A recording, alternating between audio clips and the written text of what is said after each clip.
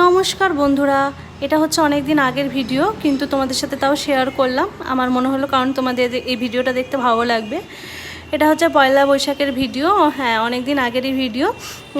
এদিনকে আমরা গেছিলাম কালিয়াগঞ্জে বয়রাকালীর মন্দিরে। কালিয়াগঞ্জে বয়রাকালীর মন্দিরে মা বয়রার তো মূর্তি রয়েছে, তার সাথে রয়েছে শিবলিঙ্গ। আর এই দিন আমরা উপোস করেই থাকি। উপোস করে গিয়ে পুজো দিই, অঞ্জলি দিই, তারপরে শিব ঠাকুরের মাথায় দুধ জল অর্পণ করি। এবার দুধ জল অর্পণ করা হয়েছিল, প্রতিবার জলই দেওয়া হয়। তারপরে বেলপাতা ফুল দিয়ে পুজো টুজো করে তারপরে আমরা ওখান থেকে বেরোই। তো এবার আমি, দিদি, মা, বাবা, ওখান থেকে বুয়া, পিসামশাই গেছিলাম সবাই মিলে, আর খুব মজা হয়েছিল। প্রতি বছরটাই আমরা এইভাবে শুরু করার চেষ্টা করি, কারণ এই দিনটা আমার মনে হয় যে পুজো দিয়ে একটু শুরু করলে বছরটা হয়তো ভালো কাটবে।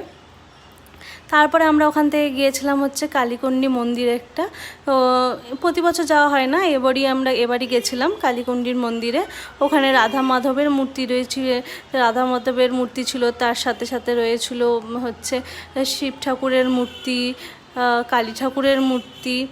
তো ওই জায়গাটা খুবই খুবই শান্ত আর শান্তিপূর্ণ ছিল। তো তোমরা যারা গিয়েছো তারা অবশ্যই জানো সেই জায়গাটা কেমন। খুব সুন্দর, গাছপালায় ভর্তি, আর অনেকটা সময় বসে অতিবাহিত করা যায় এখানে।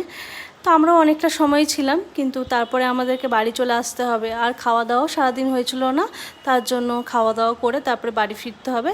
তাই আমরা খুব বেশি সময় থাকতে পারিনি ওখানে, কিন্তু যতটুকু সময় ছিলাম খুব ভালো লেগেছিল।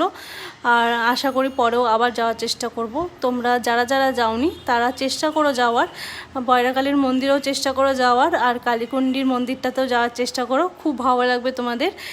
এই দেখো, খুব সুন্দর বেশ জলের মধ্যে মায়ের মন্দিরটা তৈরি করা হয়েছে, আর নিচে কি সুন্দর রং বেরঙের মাছ, তার সাথে পদ্মফুলগুলো কিন্তু আসল ছিল না, ওটা নকলি ছিল।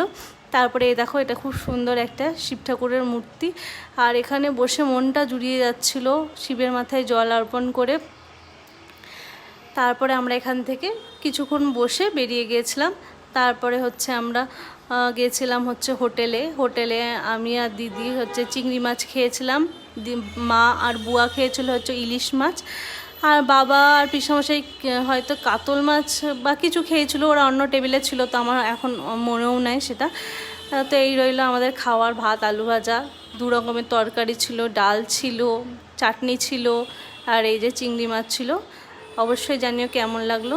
দেখা হচ্ছে তোমাদের সাথে আবার পরের ভিডিওতে।